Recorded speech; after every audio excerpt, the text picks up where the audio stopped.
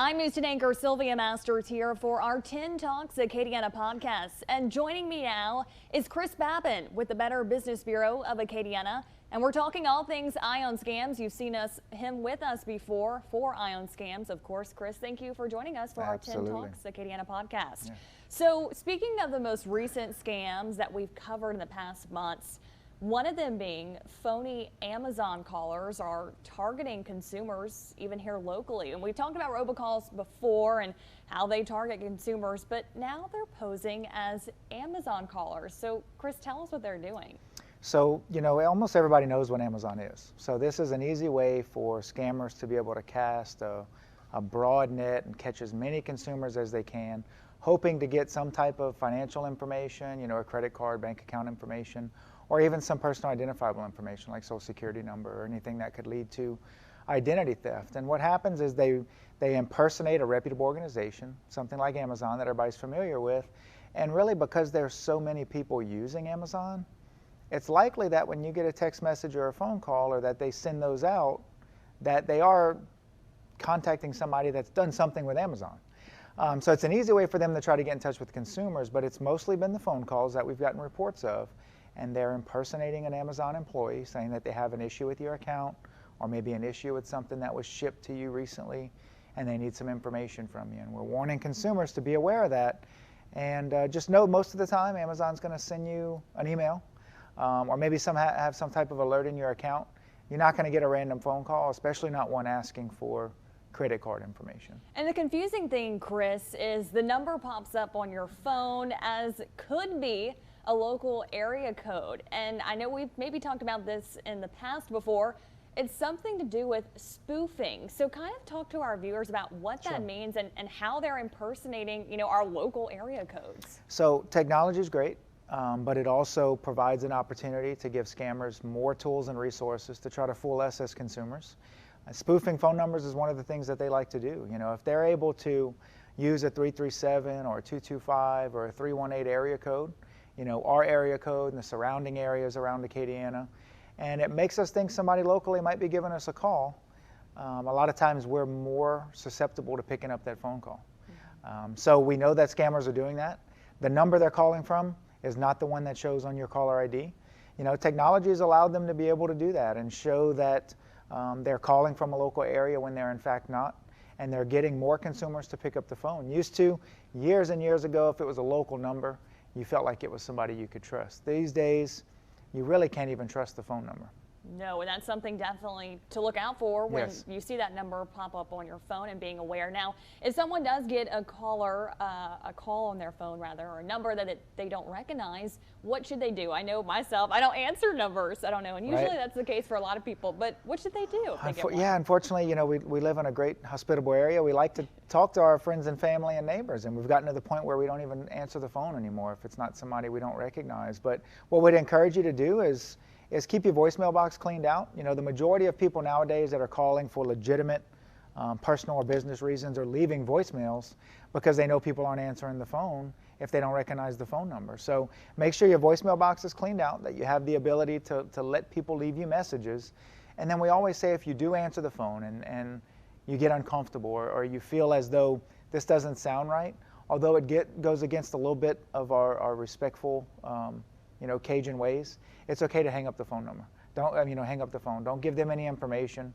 And if you're uncomfortable with the phone call, just hang up. And if they call back, let them leave a voicemail and decide if it's whether or not it's somebody you want to talk to. Some helpful tips when it comes to robocalls, especially scammers that are impersonating Amazon representatives. Now, Chris, moving on to this next scam deals with personal data and your car, something a lot of us may not think about, but our cars hold so much personal data, so we need to be aware of that if we go to sell it maybe. Yeah, when we covered this, it was something that not a lot of people, we got reached out to, and a lot of people say, I didn't even think of that. That, with the technology, again, great tools, great resources, but our cars nowadays are almost as smart as our phones, and you wouldn't allow just anybody access into your cell phone because you probably have a lot of personal information in there.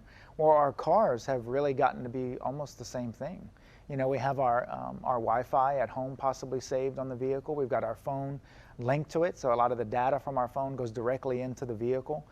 whether it's plugging in or Bluetooth connection. And each day, almost month over month, year over year, vehicle manufacturers are coming out with the newest and latest, greatest technology on your vehicle that a lot of times can leave you vulnerable if you go to sell a vehicle and don't clear a lot of that old information out. So how can we clear that personal information out that could lead us to be vulnerable to these scammers? So pull the manufacturer's book on your vehicle. Each one's going to be a little different based on manufacturer or model, but look through the privacy on there and figure out what you need to do to wipe a lot of that clean. Even if it's some saved locations on the map. You don't necessarily want people to know where your house is at and the route you take to work. It's different things that we might not think of automatically, but if you've made payments through your phone and your phone is connected to your car, sometimes that information could be stored in certain areas of the computer and on the touchscreen and different data points in the vehicle. So use the manufacturer's book. If in doubt, call the manufacturer or one of the local dealers that deals with that vehicle, even if you have to bring it in to have it serviced and have them clear it out for you. Before you turn your vehicle over, make sure you clear all of that out, because you could end up vulnerable if somebody would discover that information and it fall into the wrong hands. And we don't realize how much personal information is on our car. So just something to think about when you go to maybe sell your car. Most dealerships do clear out and wipe the car's information out, but just to be reminded to do that as well. Now, Chris, again, dealing with cars and fixing them. Parking lot repair scams when it comes to maybe dents in your car are going on, something a lot of us may not have heard about as well. What's going on with this type of scam? Well, we've had some reports of this in recent months, and basically what happens is you're in the parking lot, maybe you have some minor damage or something to your vehicle. You get approached by somebody that says, I have a skill set that allows me to be able to fix that for you. I've been doing body work for however many years, and I promise you can trust me. You pay me a little bit of cash and I'll fix your vehicle. You're going into the store to go shopping. By the time you come out, I'll already have it fixed. And we've actually had, some repeated reports of this where people are, scammers or just unethical people are out in the parking lot, kind of eyeing vehicles for some type of damage, and the owner trying to approach them and see if they can't work out a deal. Of course, they're going to tell you that they can fix the damage for way cheaper than if you brought it somewhere, and they're going to make it convenient and do it while you're in the store. And we've had instances where they pay the cash to somebody and they go in the store and come out, vehicle wasn't touched, the cash they gave's gone. Or in some of the even worse circumstances is, one of the guys worked on the vehicle and caused more damage to it than there was in the first place. Wow, that's crazy. But I mean, scammers nowadays, you can hardly, almost not believe what they do nowadays, but they do as well.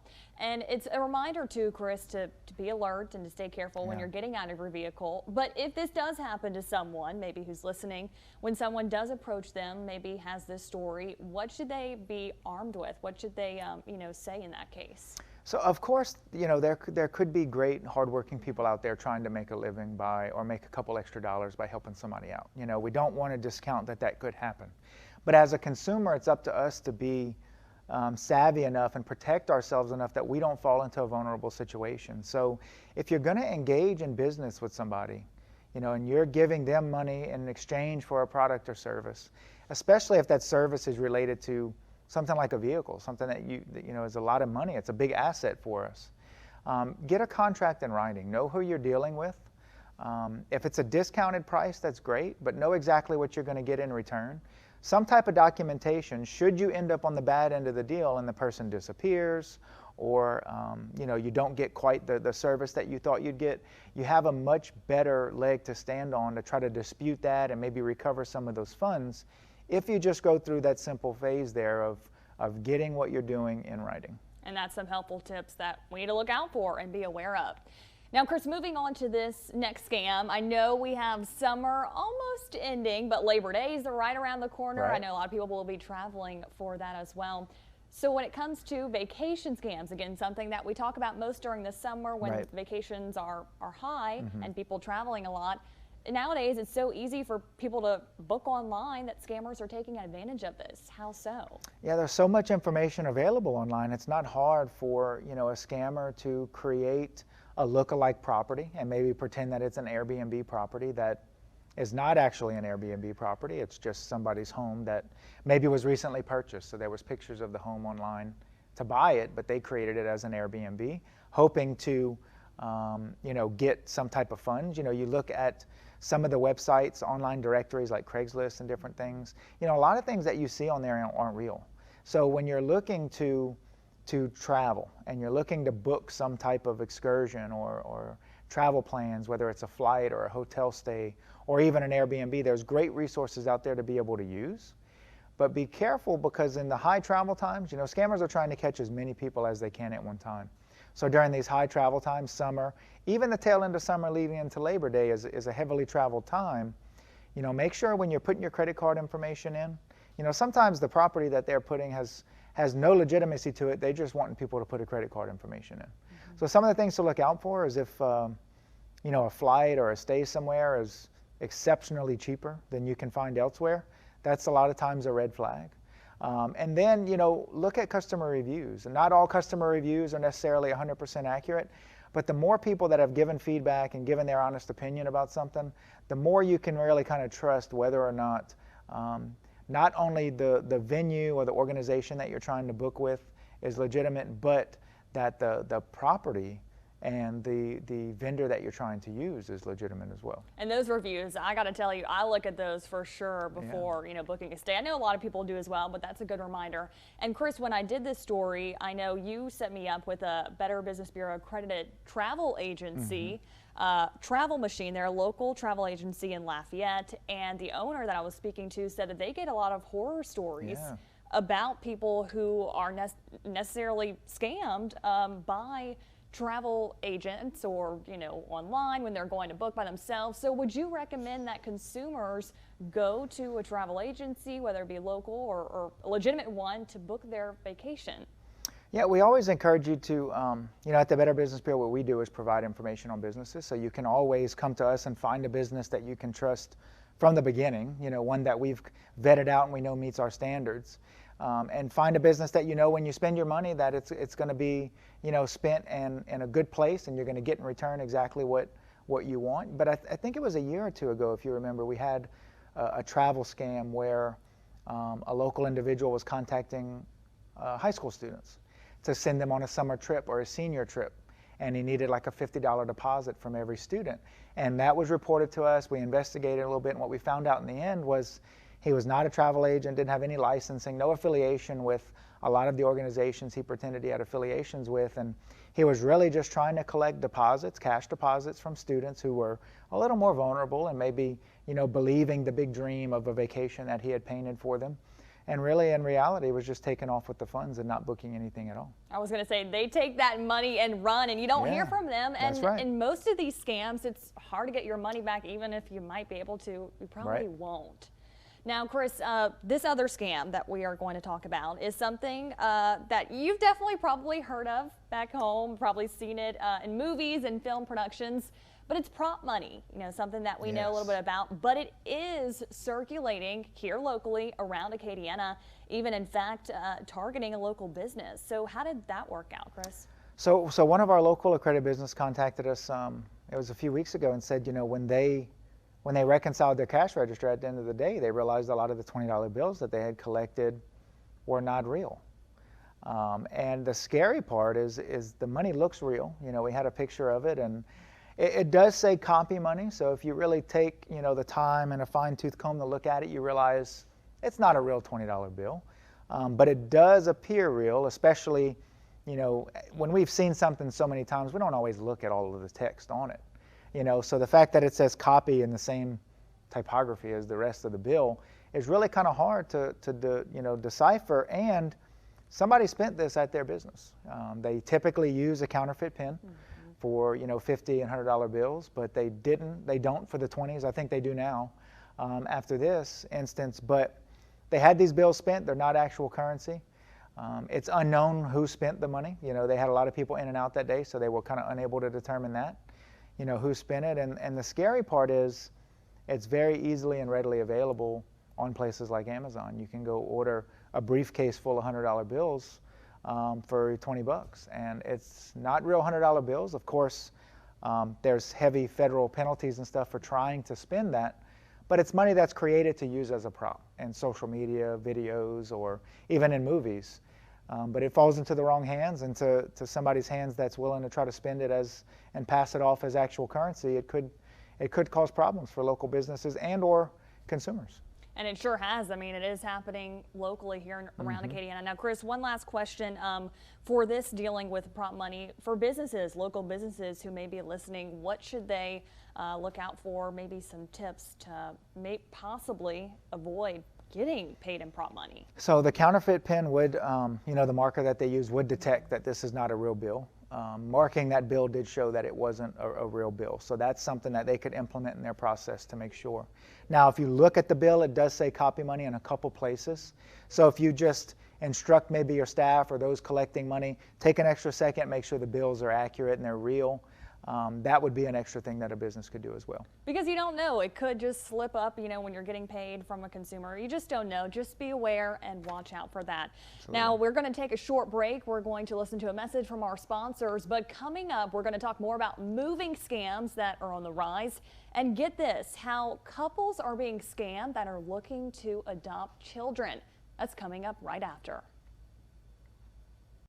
All right, welcome back. Again, we are now joined with Chris Babin with the Better Business Bureau of Acadiana for our 10 Talks Acadiana podcast. I'm News 10's Sylvia Masters here for Eye on Scams. And moving on now, Chris, to moving scams. I know, again, summer is pretty much almost on the end, but moving scams are on the rise typically during the summer months with people looking to move and maybe going to college or just families looking to move as well. So how are scammers taking advantage of this?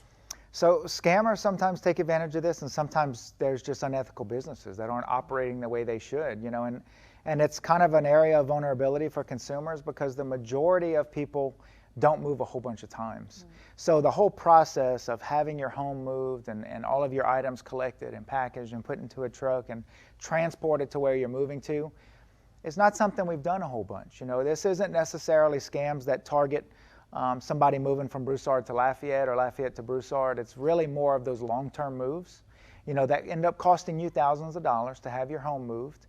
And it's a convenience that a lot of consumers want to pay for. They want to pay a moving company to come in, grab everything, and bring it to the new house for you, which is a great thing, and there's great companies that are able to perform that. The problem is there's some unethical companies out there that, of course, they sound very helpful and accommodating on the front end. They tell you they're going to do exactly what you need done, and they're going to give you a great price for it. They quote you a price, but then when you give up, all of your belongings, they come pick it up and they show up at your new residence. Of course, the price has changed, and it's not in your favor. It's only going to go up, and they're wanting more money in order to deliver your belongings. And we've had reports and instances that, they refuse to unload the truck, and they refuse to actually show up at the residence with all of your home's possessions until you pay the inflated price to get all of your belongings. Wow, that's happening. They're doubling the price and saying, we're not going to give you back your stuff until you pay us. What? That's definitely a scam, and that's when you know it as well. Yeah. And speaking of this, I know, Chris, at the Better Business Bureau, or correct me if I'm wrong, y'all did a study on moving scams, and y'all received thousands of complaints about moving companies. Kind of elaborate on that and maybe what to look out for when hiring the right moving company. So we conduct throughout the BBB system what we refer to as our international investigations, and we use the data from our scam tracker, and when we see a certain trend or high volume of a certain type of scam, we really put some effort into that, and we work with the Attorney General's office, with the Federal Trade Commission, and we try to determine what's leading consumers to be vulnerable to this scam, why is this scam continued, why is the volume so high, and also figure out through the data we collect what can we inform consumers about so that they don't fall victim to this. And we've done that. We normally do 3 or 4 of those a year, but moving scams is one of the most recent topics we've had, and it's because we had such a high influx of people wanting to move and bad companies out there,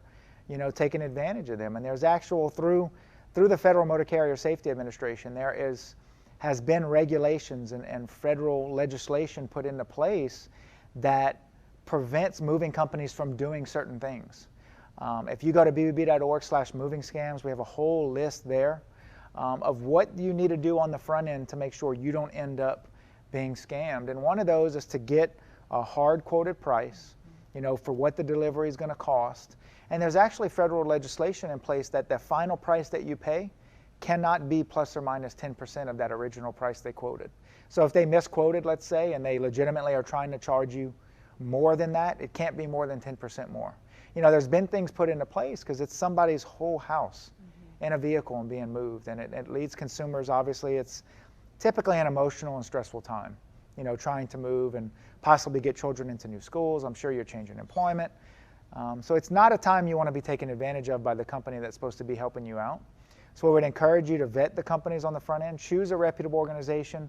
You can always check with us at the Better Business Bureau. We have accredited moving companies right here in Acadiana that can help you with these things. And check out licensing. We always say that. In order for a moving company to transport goods from one state to another, they have to have certain licensing that allows them to cross state lines. So make sure you check those things. Again, you can go to bbb.org/movingscams, check out the tips, and we encourage you. A lot of times this is $3,000, $4,000, $5,000 of an investment that you're making to get your home moved. That's not money you want to miss and lose out on. So do the work on the front end and make sure you end up exactly where you'd like to be on the tail end. Wow, some helpful tips to know and be aware of when it comes to moving scams, something maybe some of us will experience at least once in our lifetime. Chris, thank you for those tips as well. Now, this next scam, I was surprised was going on, but it is. Con artists are taking advantage of couples looking to adopt children, and I was talking with Chris about this scam. And nowadays social media has grown, and parents are now taking that to social media and saying that they're interested in adopting, and that's when scammers swoop in. So Chris, tell us what they're doing. So, we've had reports and we've talked about, a few times in the past of like puppy scams. Yes. And not that we want to equate that to be the same thing, but basically putting a puppy online that's able to be adopted, and the puppy doesn't exist once you pay the money. Well, in this instance, it's kind of reversed. We've seen, friends or family members trying to adopt. It's such a lengthy and time invested process, and a lot of times it's very financially consuming. It costs a lot of money to be able to adopt a child, regardless of the organization that you're going through. So we know that friends or family members have posted on social media, Instagram, Facebook, a nice little biography of themselves saying, we're looking to adopt. If you know of someone that may be pregnant or is looking to give up a child for adoption, please let us know. Well, scammers have seen that as an opportunity, unfortunately, and we've had reports that they've contacted family members saying that they have a baby for adoption. Maybe they have a daughter who's pregnant, or they're actually pregnant and not able to keep the child. Whatever the story is, of course, they have a great, elaborate, heartfelt story.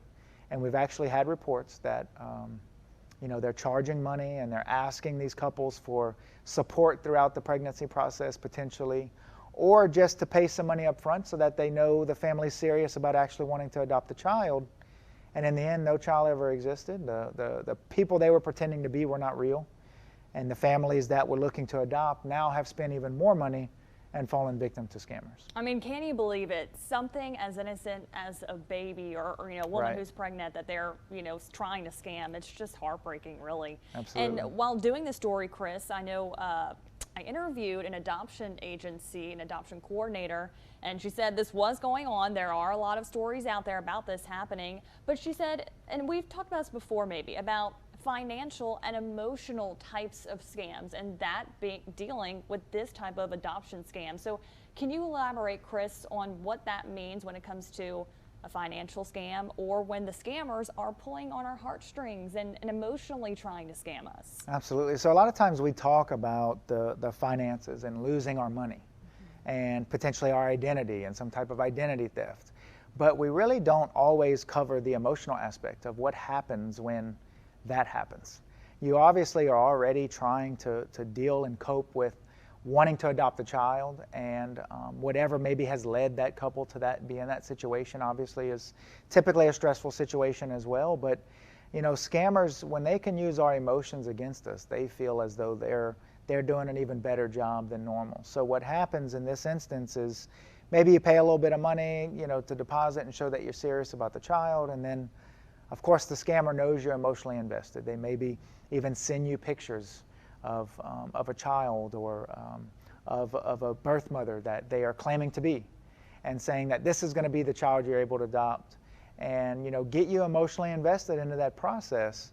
And in reality, all they're trying to do is get you to pay the next little bit of money, get you a little bit more emotionally involved, and pay a little bit more money. You know, we've had some of the reports that couples have made multiple payments to these scammers, on and on and on, hoping that the next payment is what's actually going to land, you know, them getting the child and being able to adopt the child. And it's a very financially draining process, but as you mentioned, you know, emotionally it can be very draining as well, and that's what scammers are preying on. So Chris, when it comes to this scam, this unfortunate scam rather, what can maybe adoptive parents out there do or look for, or even agencies as well, adoption agencies, you know, look for when it comes to this type of scam? How to avoid it if possible? Yeah, absolutely. So to be able to adopt a child, it is a lengthy process, you know, especially in our state. There's certain things in place about having to have a certified home study done by a licensed social worker and all of these different things to make sure that children are being put into good homes. So we would just encourage you to find a reputable agency, a reputable coordinator, a reputable and licensed advisor that can let you know exactly what you need to do. They have the credentials to show that they are able to give you information on that, and that they have legitimate information for you. And if you're going to get involved, in a private adoption that is started on social media or is started through a friend of a friend, we would just encourage you, before you pay money, try to vet that person or that couple as much as you're able to, because we have had reports that the stories are fake and they're gonna sound great, but in the end, what's happening is families are losing money. And especially be careful when it comes to social media. It's grown so much nowadays, what you put on there and what you see as well. Just make sure to verify things that you see on social media. I know we talk about it a lot, and being careful of what you maybe are putting out there, personal information as well. Chris, to wrap it up, our last scam talks about sweepstakes scams. And we've talked about this before when it comes to financial losses and it affecting consumers, even here locally. But I know you all at the BBB have maybe reported or seen that these sweepstakes scams are taking more financial losses from people, especially now during the pandemic. So what have you seen at the BBB when it comes to sweepstakes scams and it targeting consumers? Well, the whole pandemic aspect as a whole has just been a perfect storm for scammers. It's leading a lot of consumers into financially vulnerable positions where they're not sure how they're going to be able to pay their bills. So it's created this whole world of scam opportunities for scammers, and sweepstakes being one of those. One thing we always say is on the front end, and unfortunately, if you did not enter into a sweepstakes, then you probably didn't win something. Because that's a lot of times how we're contacted. We're contacted by text message, social media message, phone call, email, saying, hey, you won $10,000, or you won a new vehicle, or your name was picked. And if you didn't enter into anything, typically not typically, almost every time you did not win. And you never have to pay on the front end to collect your prize for any legitimate lottery or sweepstakes. So leading people, being in a little bit more financially vulnerable position through the pandemic has allowed scammers to step in and find people that, as you mentioned, a little more emotionally open to, this might be a great opportunity. It's only $50 and they're going to deliver my new car tomorrow. I've really been needing a new car that I can't afford. And it's unfortunate because all of the things that we deal with as consumers that cause us stress and cause us, to lose sleep at night is what they try to compound on for their own interest and just to make another dollar. So sweepstakes, there are great sweepstakes out there, and enter that, and if you win, congratulations. I've never personally won anything substantial worth mentioning, but we know that does happen. Just make sure you're entering a legitimate lottery or sweepstakes. And if you're contacted randomly saying that you won something, it's probably not true.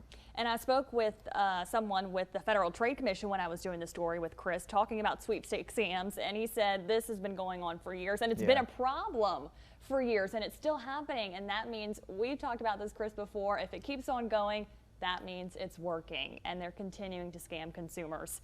And Chris, to wrap this all up on our Eye on Scams and talking all things scams and what we've covered and what scams are targeting consumers, how can people get in touch with you all at the Better Business Bureau, and how can they report scams to let us know, to let other viewers know as well? So at the Better Business Bureau, we're located right here in Lafayette on the corner of Congress and Gilbo. You can always give us a call, 337-981-3497. You can email us, info@acadiana.bbb.org, and you can find us on social media, BBB Acadiana, Facebook, Instagram, LinkedIn, all of those places. You know, one of the biggest things we can do as consumers is just be aware.